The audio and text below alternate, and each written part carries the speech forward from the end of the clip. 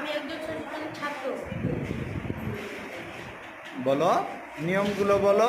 Right form of ভার্বসে B ভার্বের প্রেজেন্টে M is আর এবং পাস্টে ওয়াজ wire এবং ফিউচারে উইল বি। আচ্ছা বলো। I am a good boy. I am a good boy. He is a student. He is a student. They are good boys. They are good boys. We are very fine. We are very fine. She was a girl yesterday.